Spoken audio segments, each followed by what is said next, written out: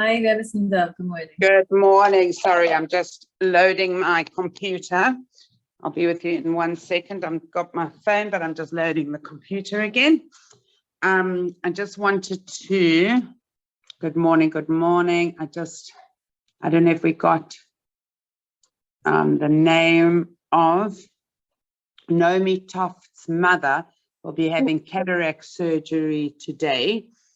And if we could please learn in the schus of successful surgery for Nachama Bas Yochevet Chana.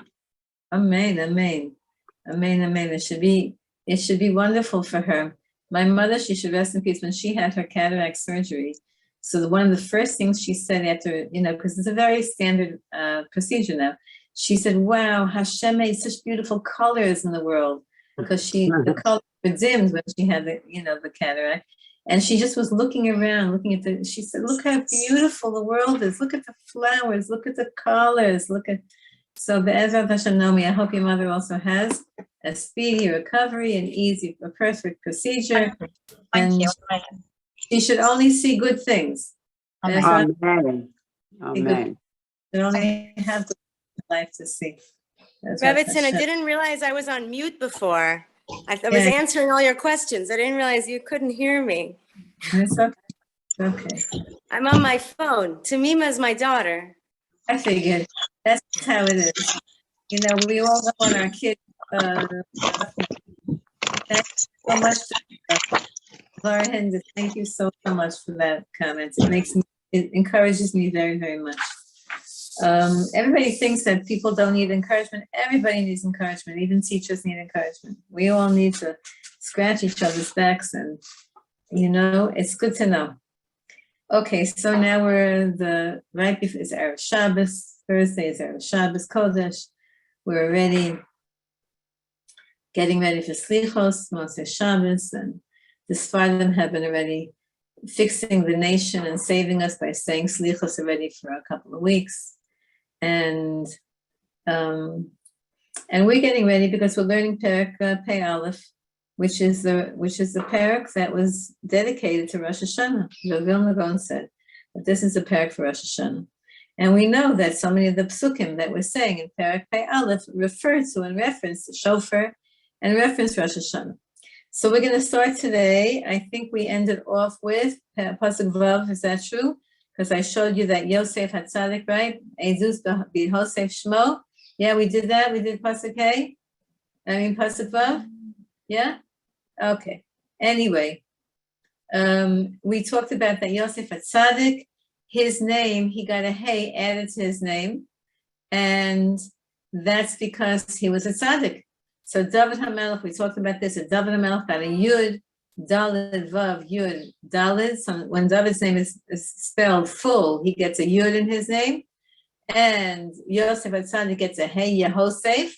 And the Yud and the Hey that are added to both of their names is God's name. And we know that those two are the Mashiach. Mashiach ben Yosef, Mashiach ben David. And we know that Yosef HaTzadik was freed from prison on Rosh Hashanah. And so one of the tzaddikim here said that we hope that Mashiach ben Yosef will finally be freed from his limitations on Rosh Hashanah. Why not? If Yosef HaTzadik was freed on Rosh Hashanah, so Yosef HaTzadik in this generation could be freed on Rosh Hashanah. And everyone knows that Rav Mordechai Eliyahu Zatzal, so he said about Yonatan Pollard that he had an aspect because he was thrown into jail for no good reason, and he was thrown into jail because he was trying to help the Jewish people, and he lived in jail for so many years. So Rav Mordechai Eliyahu Zatzal said that Jonathan Pollard has an aspect of, or is connected to, Mashiach ben Yosef, and everyone knows that he got engaged yesterday. Jonathan Pollard got engaged, yes. He got engaged to an almana, to a widow, who has 7 children. He never had children. And she's a younger woman, looks to me like a little bit younger. You can't tell with the sheitel and makeup, and she has 7 kids. So now he has 7 kids.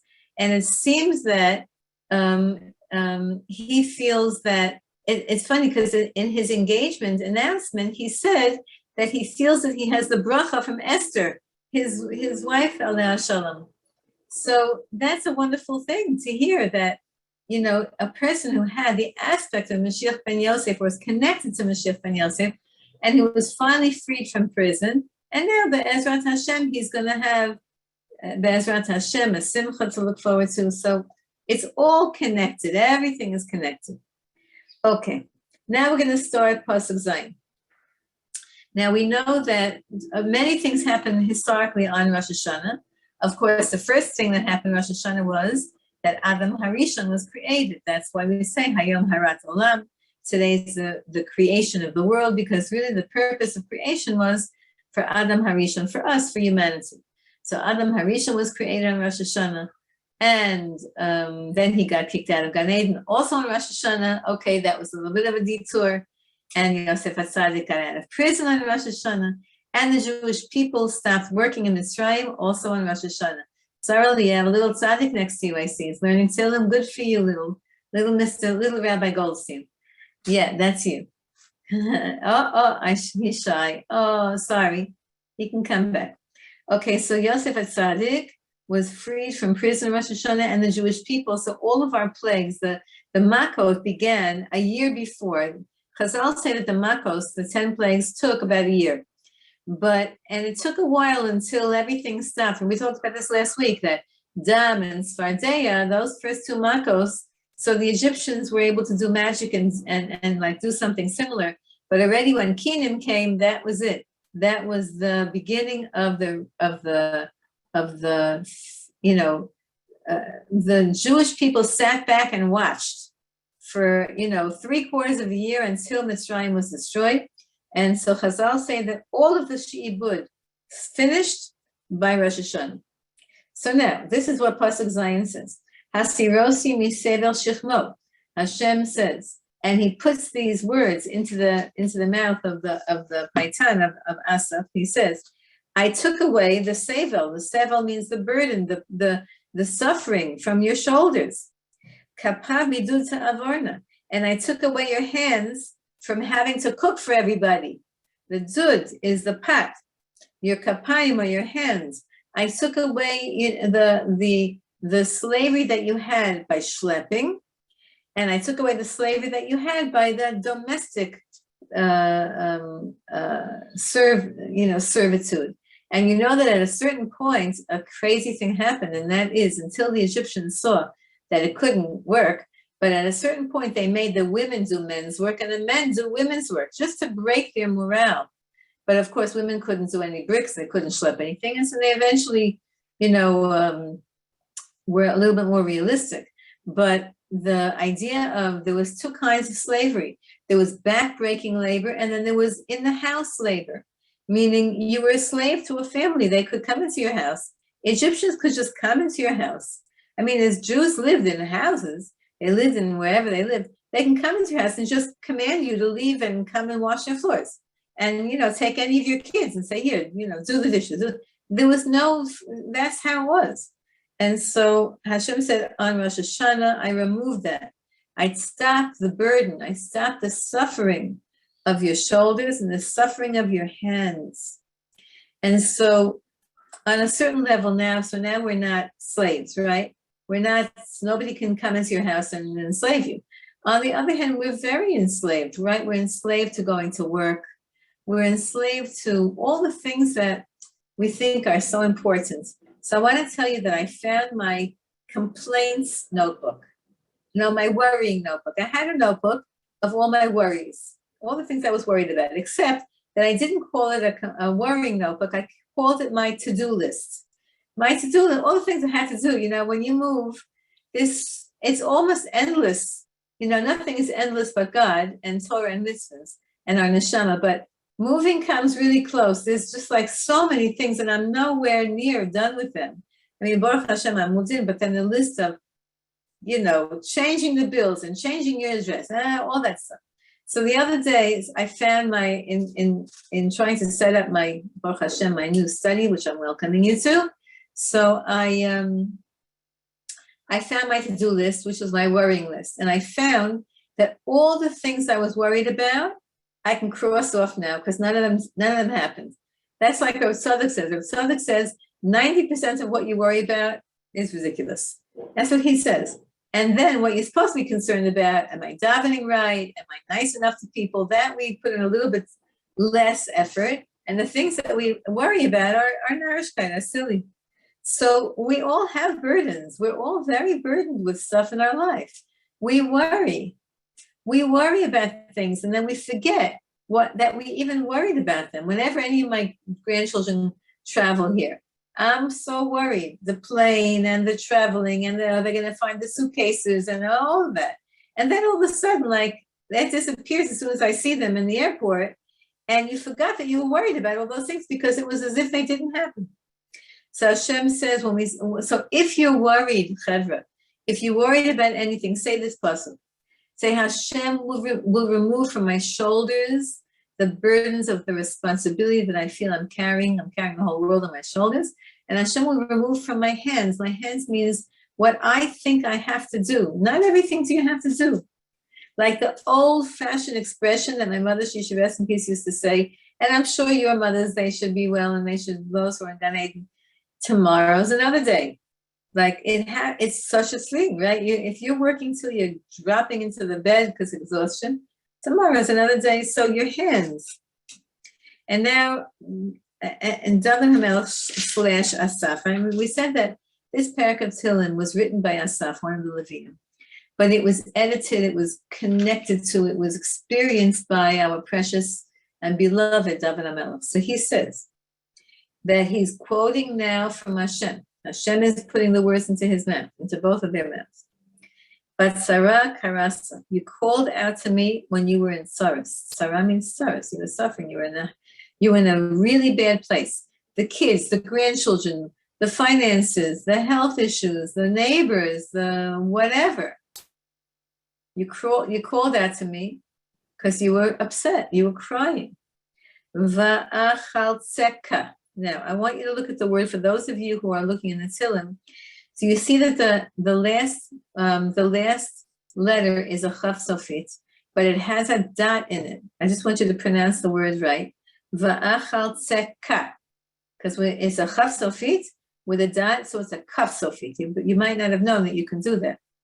One of my friends was heartbroken when we were saying Tehillim together, and somehow she realized that she had been, and she's a big Tehillim sayer, and she realized that she had been saying one of Hashem's names incorrectly, because you know that about 5 or 6 times in Tehillim, Hashem's name Yud, K, Vav, and K is written with the nikudot, the vowelization of Elokim.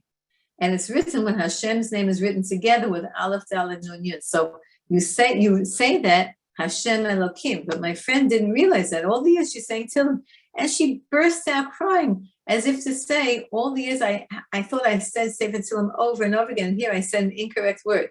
So I said, I'm sure Hashem loves you, and he fixed it. But if you can say it properly, l'chaschila, so that's how you say the word, va'achaltzeka. So you called out to me when you were suffering, and I saved you. Achaltzeka. Lachlot means to rescue. I rescued you. And listen to what I did. Now he's going to show all kinds of hidden illusions to things that happened in history. Then I spoke to you in the hiding. The Sefer means hiding of Ram, of thunder. Thunder. I spoke to you in the secrets of thunder. When did that happen to us? You all know that. It happened during the receiving of the Torah. When did Hashem speak to us, all of us, amidst thunder? Well, I'll tell you that every time it's thunder and lightning is Hashem talking to us. But the historical time when Hashem spoke to us, and every one of us was there. Some of us were there in body, and some of us were there in neshama. All of us were there in neshama. When Hashem gave us the Torah in Har Sinai, thunder and lightning and perfumed air and everything, and then total silence, and then we heard the 10 Commandments. So here's a hint to that. I answered you or I spoke to you b'sei sarah. When it was hidden, I was hidden, but it was thunder. You know that everyone knows that I'm privileged to live b'chasei Hashem Yisbarach and Harnof Yerushalayim HaKodesh. And when we're on the edge of a mountain, and when it thunders and when it lightnings, the buildings shake. The first time that happened to me, I was so impressed with God. Like, how do you do that? It was thunder. We know that thunder is just air pressure, right? But it shook. It was awesome. Both times in both first buildings I lived in. Now my third building, I'm on a lower floor. But all the other buildings, I was on a high floor. And thunder and lightning was awesome. It was awe-inspiring. That's awe-inspiring. That's why we make a bracha. Now, what did Hashem say? Okay, so first I gave you the Torah, and then right away, I gave you a bechina, I gave you a test. Almei meriva, I tested you by the waters, by not giving you water, and seeing how long you will you hold out before complaining. And Sela, we know that word Sela, which is a word that David HaMelech coined, is like an emphasis. And Hashem is saying to us, this is what I do in life. First, I send you inspiration, and then I send you a test. Because it says here, I made you free, right? You called out to me, I made you free. I brought you to Har Sinai, I gave you the Torah, and right away I gave you tests. And that's how you have to know that life is, chevra, ladies. That's what God does. Rabbi Nachman points this out to us a lot. He says, don't get flustered when you're going through a hard time, because Hashem is giving you exercise. There's two ways that a Jew grows. One way is by saying thank you, and one way is by saying help. Please help. The thank you is when God blesses us. You have a child, you have a grandchild, you have nachas from them. You learn Torah. You come to Eretz Yisrael. You encourage each other. You encourage your children. Do you know how many people get this year? I was told by a few people. I get messages. I got a message from a lady that I know her, vaguely. She said, "Oh, I heard you said in your shir that you're moving. Now you move." Yeah, thank you. So do you realize that by your coming, just by your coming, you're doing such a giant chesed. You're doing a chesed to me and to Rebbetzin Dov and to all the people, because it wouldn't have a shir. This wouldn't go out. You have no idea how many misses you get for just sitting, listening to a shir and putting even your face on. Here's Shoshana, I see she put her face on. You know how, I know you don't all have to, because whatever, I know you're in different states of whatever, but it's good. So that's called, you're on a high, you're spiritually high. Don't feel bad if you get right away a patch or a squeeze or a test. Hashem tests us. Every day Hashem tests us. But that's just because he wants us to grow. It's like doing exercise. You don't like to do exercise, right? Who likes to do exercise? I mean, a few people, if you're really addicted to it, then people get addicted to exercise and they like it. I'm not addicted to exercise. I have to force myself. And we know the first time you touch your toes, after you haven't touched your toes for a long time, ouch. Yeah, it hurts, that stretch, right? And then you get back into it and you get more limber and then you get able to do that. And then the first time you pick up a few weights, right? Ouch, I can do 5 pounds, maybe I can do 2 pounds, maybe, and then you get used to it. So that's what Hashem does to us as we go along in life. Until Hashem gives us everybody has a different mazel. Some people have their tests early in life and then they sail through the rest. Some people have the tests, their early life is easy, and then everybody has their tests. Don't feel bad. Hashem is testing you because he wants you to grow.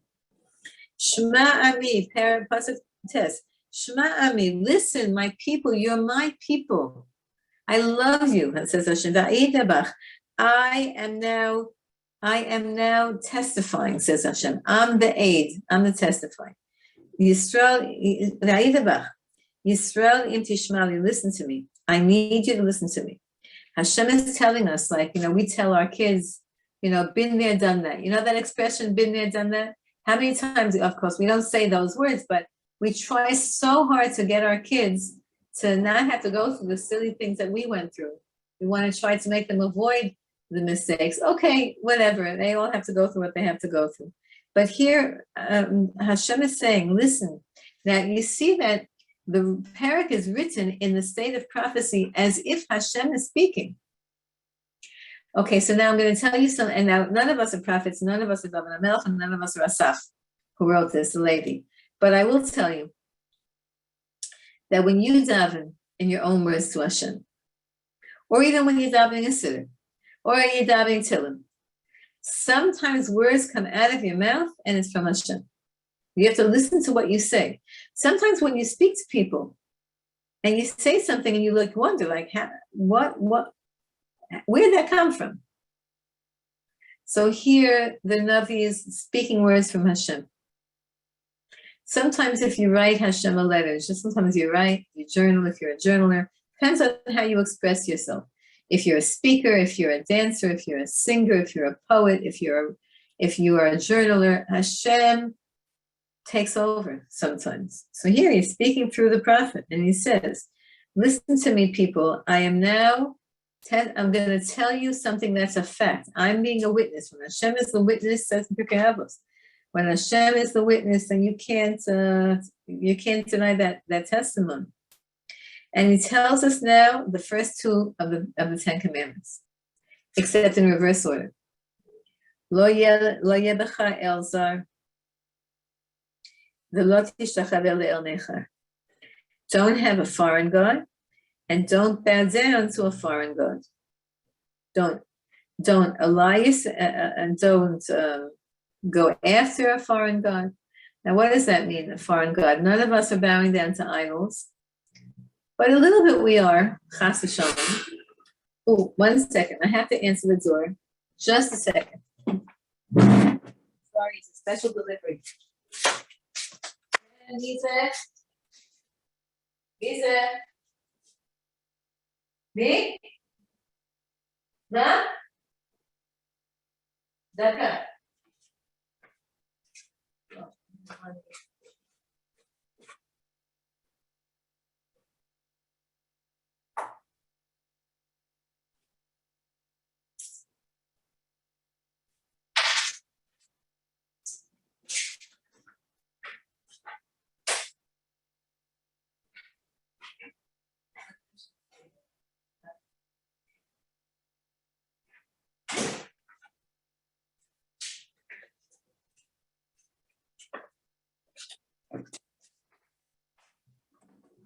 Sorry, ladies, that was not who I was. In Israel, I'm expecting my passport to be delivered, and if you don't answer the door, they scream at you. But that wasn't it. That was charity, and in your merit, I was able to give charity. Okay, so here he says, don't bow down to anything. Sometimes we bow down to money. What does it mean we bow down to money? It means we trust it too much. We rely on it too much. Every once in a while, you have somebody who says, all the markets of the world are going to fall apart. All the money is going to be worthless. You have people who say that. I don't know if I believe that, but when people say that, I'm not talking about our people. I'm talking about economists and I don't know, those kind of people who know about money. When they say things like that the stock market's falling apart. And so to a Jew, if you're a business person, okay, I don't know if any of you are business people. I'm certainly not. But if you're a business person, then you know how to analyze that statement. But if you're not, it's a wake-up call to say, how much am I in love with money? And how can I get along with less? Okay, anyway, don't give, and the simple level is, don't think that anything has any power other than God. So whenever you need something, you have to first ask God, and then you have to make the hishtadlus. God says, okay, I'll give you whatever you want, but you have to make some kind of a human effort so that the miracle that I'm going to help you is covered over in human effort. So that's the second of the 10 Commandments, in the order of Surah Meira va'asei tov. The first comes the next pasuk. Anochi Hashem Elokecha. Same words as the beginning of the 10 Commandments. Hamalcha be'eretz Mitzrayim, that has taken you out. I lifted you up I made you aliyah from Egypt. I picked you up from the negative of Egypt. And now he says a very, very important 3 words. which these psukim, by the way, are included in the davening in the morning. This is also the Shir Shayam for Thursday, for today.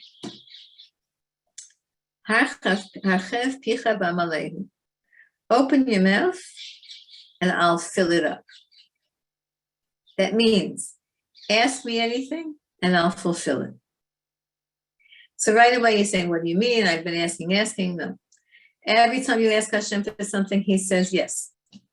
Then he gives you what it is that he feels you need. But never did a request go, or a tefillah, or a praise, or a comment, or just anything, nothing goes to waste. Nothing goes to waste. Not one word that we ever davened, not one hope that we ever had. It doesn't go to waste. What happens to it is Hashem takes those words and he puts them to fulfill things that we need that we might not even know that we need. Or if our priorities are off, so Hashem resets our priorities. Never ever does a tefillah or a bakasha go to waste.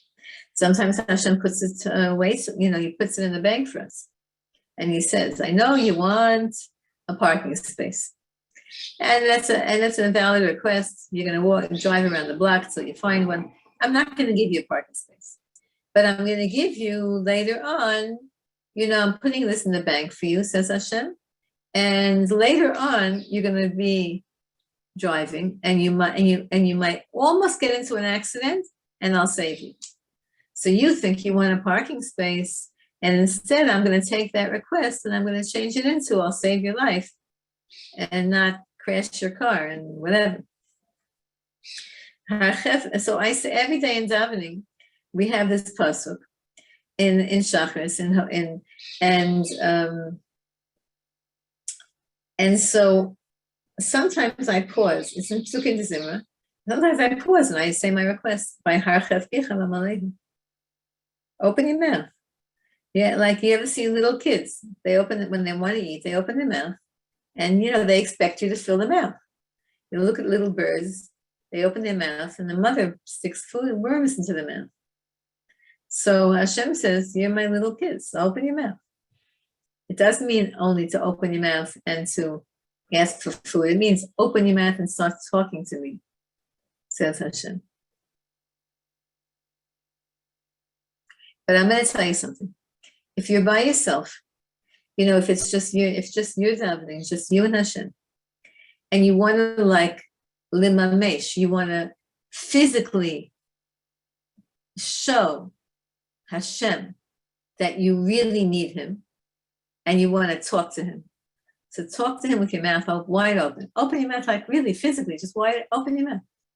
And say these words. In other words, and then talk to Hashem, but show your total dependence on Hashem. That's what this means. I'm Hashem, says Hashem. I took you out of Mitzrayim. That means I gave you life. We would not be alive. We would have been assimilated. We wouldn't be Jews. The whole world would have collapsed because Hashem wanted the world to receive the Torah before. But, so Hashem says, I took you out of Mitzrayim. I made you.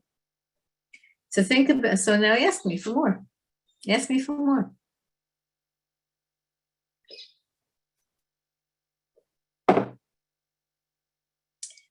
There's a story called Bunch of Schweig. You know the story about Bunch of Schweig?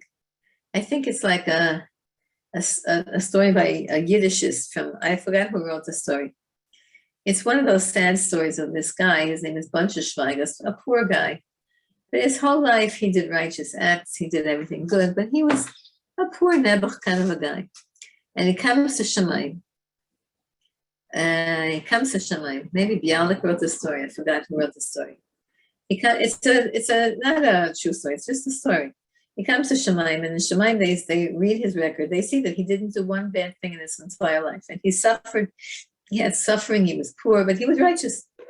So he said to him, okay, now what do you want? You have all of Haba. You have whatever you want. You have Gan Eden, whatever you want. What do you want? What can we give you? And Moshe Shvaig, his whole entire life, he was poor.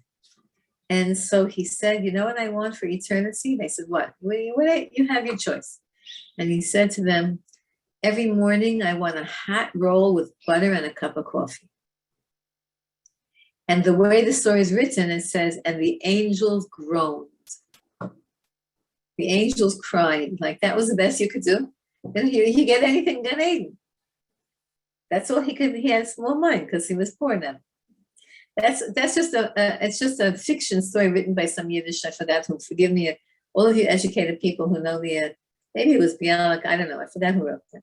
But it was the idea of, when you think small and you ask for small things, you're like a baby. A baby says, I want, give me the red truck. I just want a lollipop. I just want, I want that.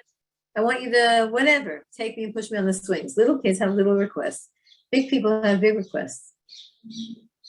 You can, by the way, tell a person's largeness of soul when they give you a bracha, because people give you brachas, what they want, what they value. So one of my students, when she gives me a bracha, it blows me away.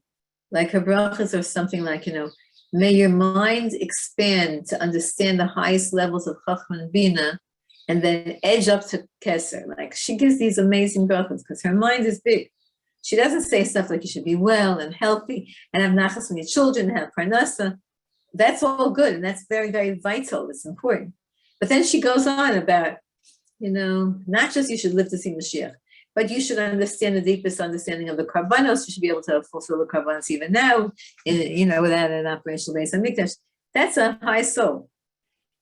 So open your mouth and ask Hashem for big things. Don't just ask Hashem for small things. Hashem can do anything. Look at Sarah Imeinu. 75 years she waited for a baby. At age 90, she didn't let go. So open your mouth, big.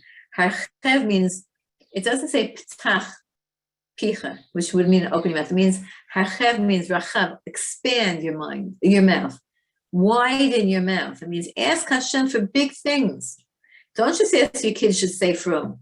Ask if the boys should be Talmidei Chachamim and Tzadikim and Chasidim, and the girls should be daveners and tznius and marry Talmidei Chacham and marry Gedolei Hazor. Ask. Because Hashem says yes to everything. How he gives it to us, I don't know. That's Hashem. Now the second part of the parak is giving us a hard time. And just to show you how prophetic Tehillim is, the next few psukim are exactly our Parshas Hashavua, Parshas Kitavo. It always works out like that. I didn't plan it out like this. I'm very spontaneous in terms of what we learn. But here it comes out that the next psukim are exactly parallel to the sixth aliyah in our Parsha. So our Parshas Kitavo is always read right before Rosh Hashanah. And in it has the tochacha. The tochacha means the rebuke. Hashem, Moshe Rabbeinu is giving us musar, and Hashem incorporated that into the Torah, and it's psukim, pages and pages. It's a very long aliyah. It's one of the longest, if not the longest, aliyah in the entire Torah. When I say an aliyah, means how in the shul they read a section of the Torah. So it's I think it's one of, if not the longest aliyah in the Torah, and it talks about if you do bad stuff, what's going to happen to us? It's scary.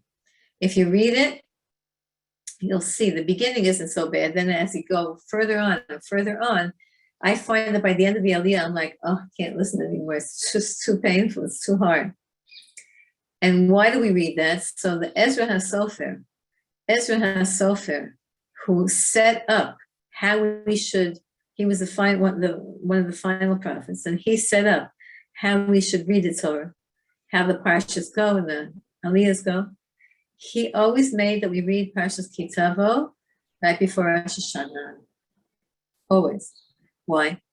Because you know what? And this is the Shabbos before we have actually another Shabbos next week.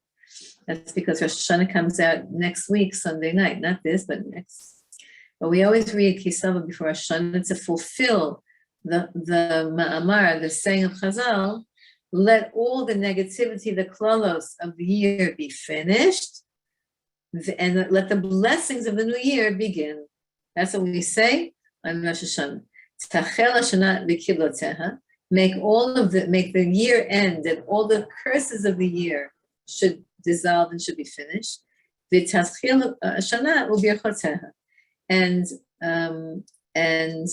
let the new year start with blessings. So we read right before the end of the year, we read all the curses.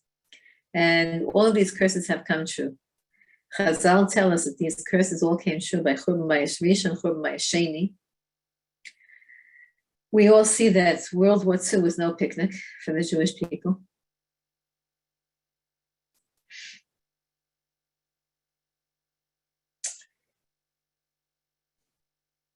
And so here's the reference to Parshas Kitavo in our parak of Tehillim. Now we know that parak Pei Aleph is a parak that we say on Rosh Hashanah. The Vilna Gaon says it's the Shir Shel Yom for Rosh Hashanah. And we see that in parak Pei Aleph is a reference to Parshas Kitavo, which we always read before Rosh Hashanah. Here goes. Now this is so painful to us. Because the Tehillim, the Navi is saying, the Jewish people didn't listen to me. I warned them, says Hashem, and we didn't listen. And it's not like we didn't listen from evil. We didn't listen from negligence, from distractions, from maybe a little bit of too much wealth. We should all stay wealthy. Maybe a little bit of too much needing to impress the goyim. So this is like in this tune of Eicha, my people didn't listen to me. Yisrael Avali, the Jewish people didn't love me. They didn't. Now the word Ava has two meanings. It means to give in. It also means to love, like Ahava. The Jewish people, we didn't listen.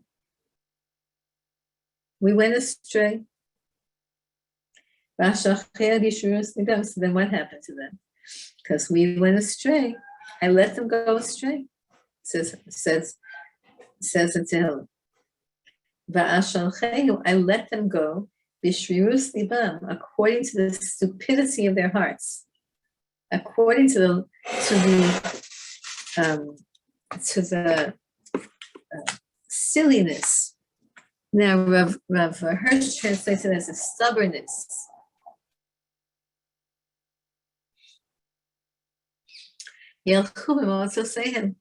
And I let them walk in their own path, all the aces that they decided to do.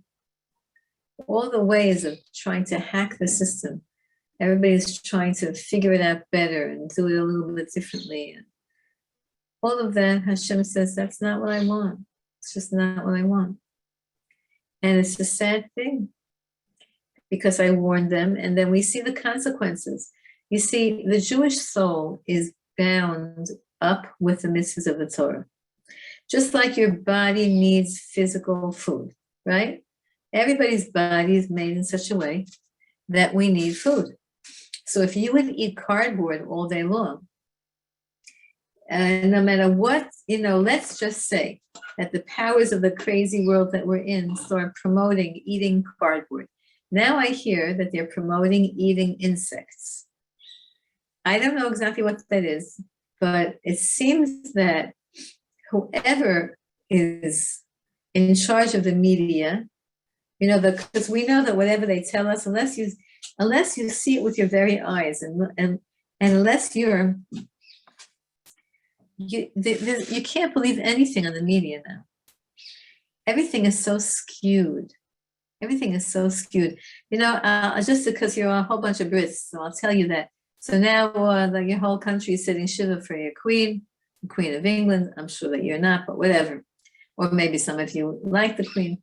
But whatever it is, there's so much lashon hara about the royal family. So much lashon hara that I feel bad. I'm not a royalist, and you all know that by all means. I'm not in any way. But I feel bad for the people because the newspapers or those, I don't know if they're newspapers or if they're not reliable, whatever they are, they're so they say so much Lashon Hara. This princess gave a bad look to that princess. And this one held hands with that one. And this one wasn't crying enough. And they found a picture, they took a picture and they were able to get a certain expression on the person's face that they didn't like, and it looks like the person's not mourning enough. That I feel bad for them. So, but that's that's Lashon Hara. We see the damage of Lashon Hara big time. One of my students, I told you years ago, one of my students I hope now she's married with children. I lost track of her. She was a script producer in Hollywood, a very, very high level job.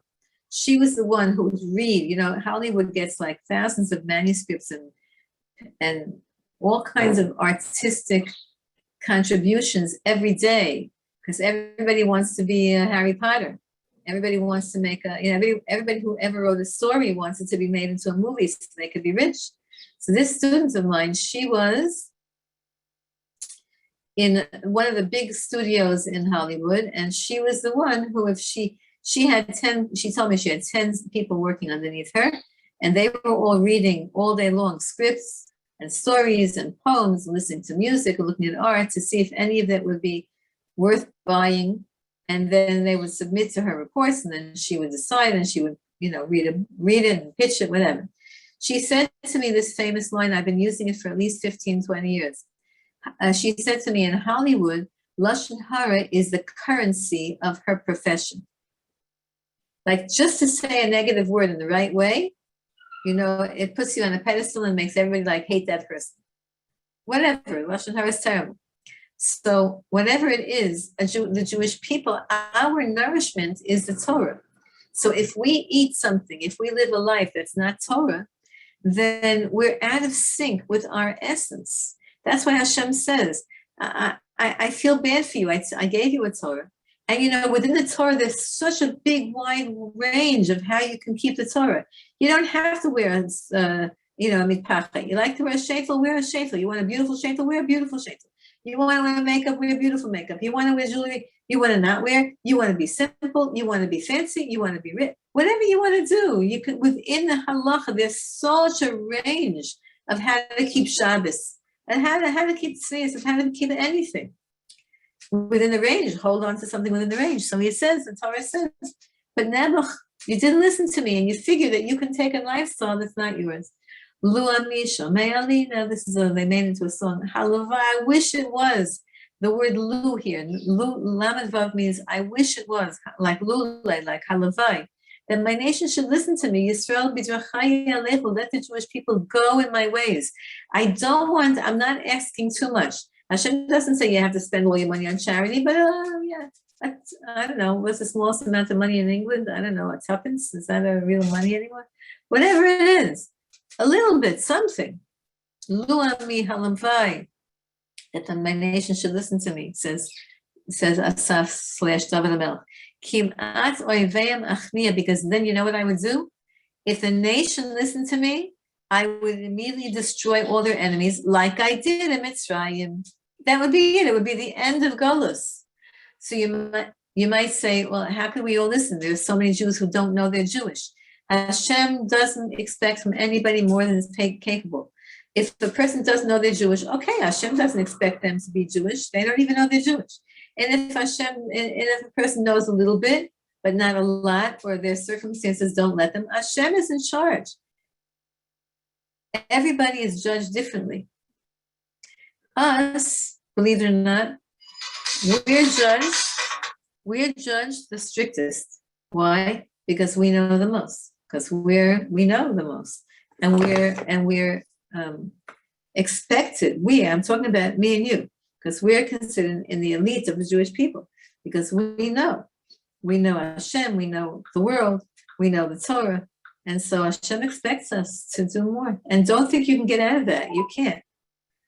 Don't feel bad about that, though.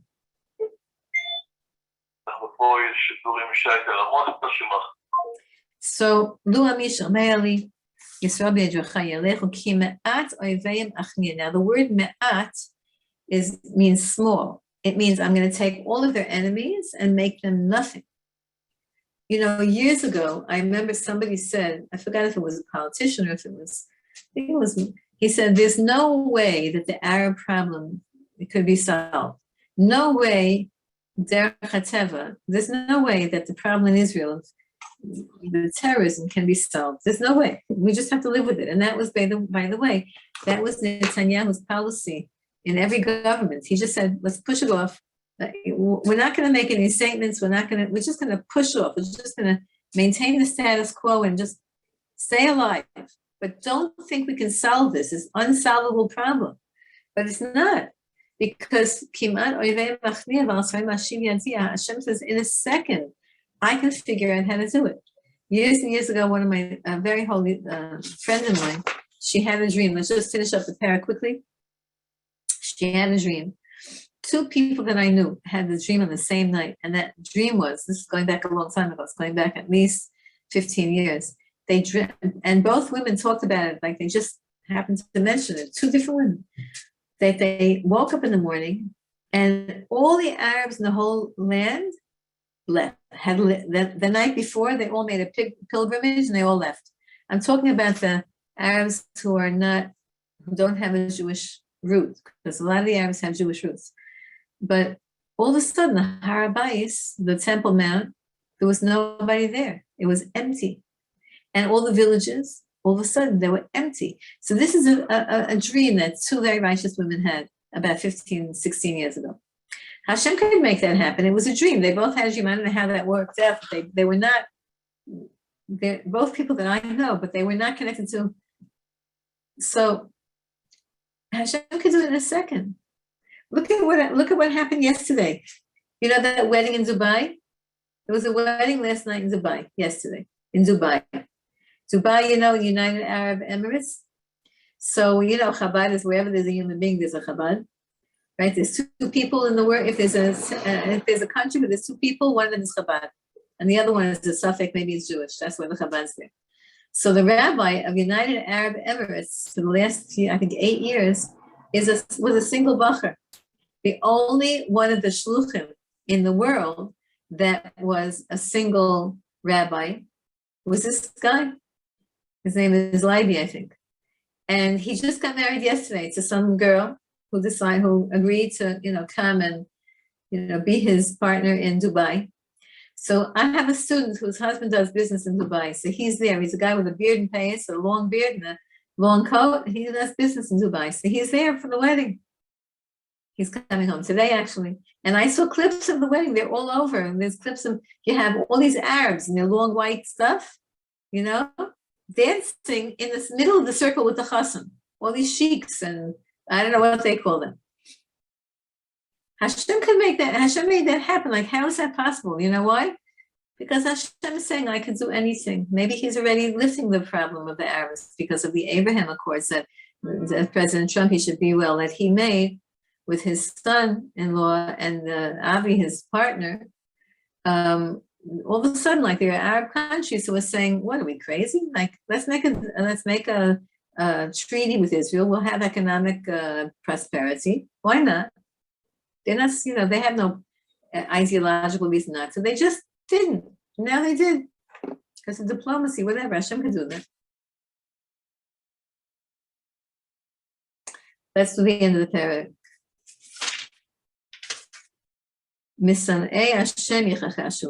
Now listen to this. There are certain people who make believe that they're righteous.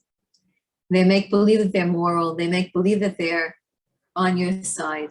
As you all know, I was brought up in America. America's having a lot of financial problems now. The prices are crazy, sky high. And the vice president of America had the chutzpah to say, yeah, things are great economically. They laughed at her like, oh, what, are you crazy? Things are terrible economically. But some people have no problem lying to your face. And they laugh at you when you try to correct them. They say, no, you don't know. So Misanei Hashem, there are haters of Hashem. Yichachashulo, and they're liars. They're subtle, they're sly, they're sneaky. They're not straight. They're the opposite of straight. But you should know something. In the end, they'll be eternally obliterated. Their time is going to come, and it will be an eternal, no non-existence, because Hashem hates when we're not yashar. Hashem hates when we lie. The best confession is to say that if a person says, I didn't do anything wrong, right? So it's not true. We've all done something wrong. The best way to say to Hashem is, I did something wrong. Every day we say in Vidui, a few times a day we say Hashem the Bagad, and we not just in Slichos. Admit that you have a big Yetzer Hara. Admit that you're imperfect. Admit that you need help, and that's true. That's honest. But when you try to rationalize and make excuses for yourself and twist the truth, and that's lachish. Lachish is a bad thing to do. To deny. To deny truth is not good. It's much better to apologize when let's say you yell at your kids. We've all done that, right? It's a good thing to do to apologize to them and say, you know what you just saw, what you just saw is mommy, Ima, losing her temper. I just did a mistake.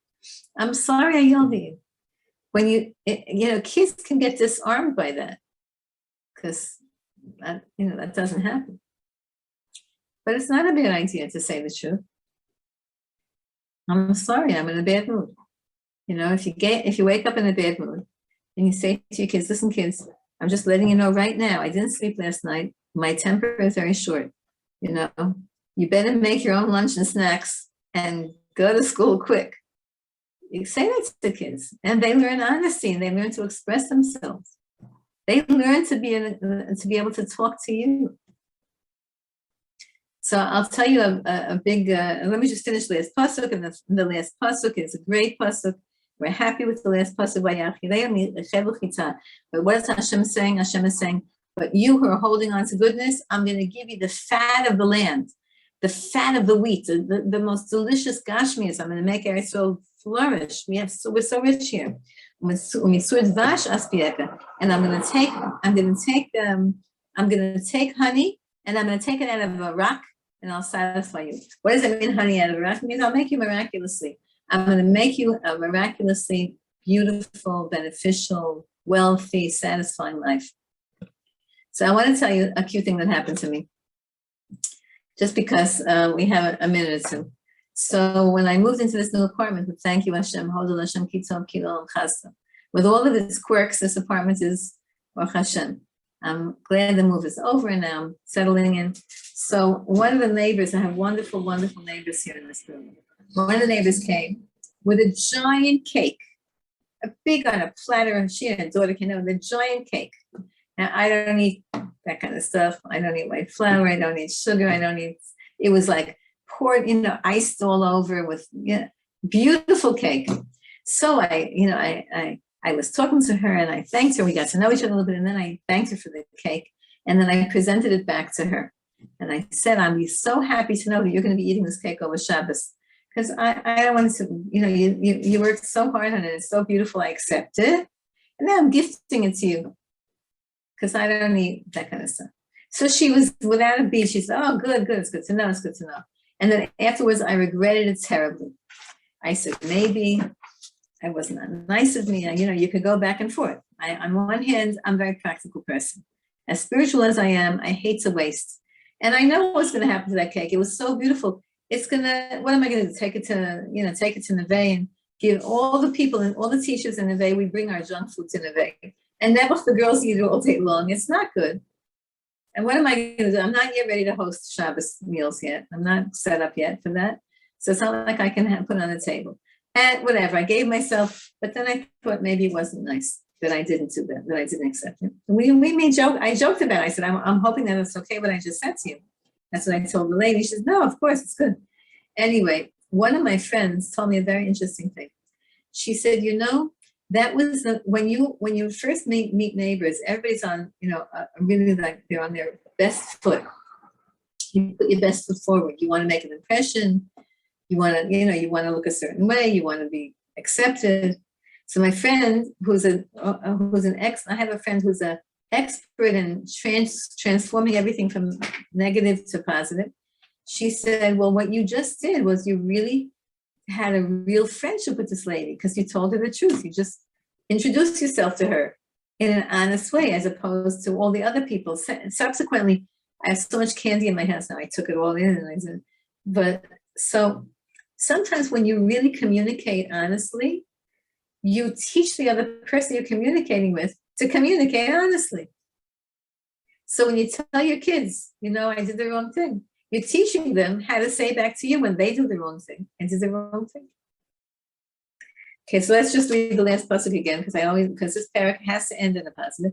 Hashem says, I'm going to feed you fat. Now, nowadays, fat has like bad rap, right? Bad PR. Fat and honey. In olden days, it meant I'm going to nourish you. I'm going to feed you. I'm going to enrich you with a wonderful life. If we do the right thing. If we do the right thing. And we know that when we all go off, Hashem gives us the Rosh Hashanah Yom Kippur. Every year Hashem gives us Rosh Hashanah Yom Kippur to renew our commitment to living the right life. That's all. So Rosh Hashanah is about Hashem, you're my king. And I'm going to do everything that you say, that you tell me to do. I'll try my best. Sometimes I'm going to slip up, whatever. I'm not trying to slip up, and I'm not on purpose. It happens. I'm human. I saw a clip, somebody sent a clip on the Arutz Sheva of one of the guards that was guarding the Queen of England's casket. They have to stand straight for, 10 hours, whatever they do. He just fainted because he just collapsed because, the circulation just didn't work anymore. So he was the loyal guard of the Queen of England, but his body took over and he just collapsed. So we were lahavdil infant Abdallahs. We're loyal servants of the king, Hashem, the real king. I can give you a whole share my spiritual interpretation of, the death of Queen of England. I don't call her just the queen because that's the wrong way to speak. When you call her just the queen, which is what the world does, it's giving her much too much honor spiritually. She's the Queen of England. The real queen is the Jewish people. The Shekhinah, the presence of Hashem in the world, that's the real queen. The Queen of England, she has a title, the Queen of England, but she's not the queen. But the fact that they titled her that and then she passed away, so to me that means that we're ready now for the real queen to come. That's Rat Hashem. The real queen. The Mashiach Tzidkenu, the Zivug of Hashem, the Jewish people. That's what we're ready for. Yeah. That wedding. All right, ladies. Amen. And Bezrat Hashem very, very, very, very soon. Have a great Shabbos. Thank you very much. And yes, Bezrat Hashem, we will all be together greeting the real queen. I was Zeicher on Tuesday to be in Kerester. We went to Reb Shayla.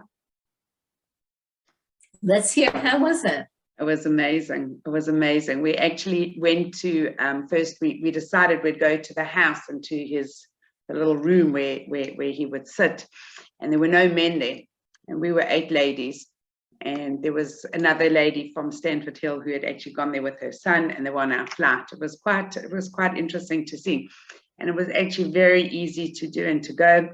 And we literally sat, we sat there for close to 2 hours in that room, just davening. We said the Holy Sefer Tehillim, and then everybody had their own times, and we wrote the Kvitlach. And then I went into the kitchen. I went into the kitchen where Rebbetzin Sarah stood, and the story of where she met Eliyahu Hanavi. And you look at this place.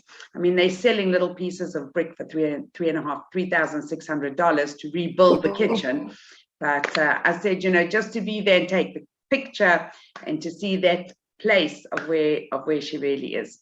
So, when you go there and you see the beauty, also it's very pretty and very beautiful there. And then we went to daven by the kever of Reb Shayla and Rebbetzin Sarah and one of their sons. And we were also just zeicher to ask the men to go out so we could actually, there were only 2 men davening there, so that we could actually go in and stand right next to the kvarim. And I think that we can bring in our own, feel the energy and bring it. And I think that all these things that we're doing, going and visiting and seeing that HaKadosh Baruch Hu is really bringing all the Jews, bringing up all these things and showing us where we have the energy all over the world, and it's all going to be centered, Hashem, very, very, very soon. All going to be centered around Yerushalayim. So if anybody ever wants to know how to do it, Hashem, we're going to do it again. It was just beautiful and easy. But we did leave 3 o'clock in the morning, 3 a.m. I left home. That's when we started the pickups and got home at 1:30 a.m. and that night. So it was a long day. It was a bit surreal, but amazing. And So it was 24 hours, like. No, it was 22 hours from door to door. And you train or you drove? No. Everything's flying. So we got a car to the taxi to Stansted Airport. From Stansted Airport, it's a 2-hour, 20-minute flight, and then it's a 2-hour, 20-minute drive from the airport to Kerester and back. So it's a lot of driving, a lot of things, but a lot of tefillah and a lot of connecting and fun along the way. And even our delay was okay because we were delayed, but we had a beautiful day. So yeah, Hashem. That's a great story. Okay, but next time you do Kibbutz Tzadikim trip here. Mitzvah Hashem, January. We're just setting in a date for our Israel trip. I'm just waiting for permission from my office, but at the moment, the Ezra Hashem, the 8th of January, if Mashiach should be here before that, but otherwise the trip will be booked for Emetz Hashem, the 8th of January. No, there's no, Mashiach will come, and then until you get a ticket, it's anyway be the 8th of January, so you come here. Okay, we're ready. Okay, good Shabbos, everybody. Good Shabbos, everybody, and thank you so much. Thank you.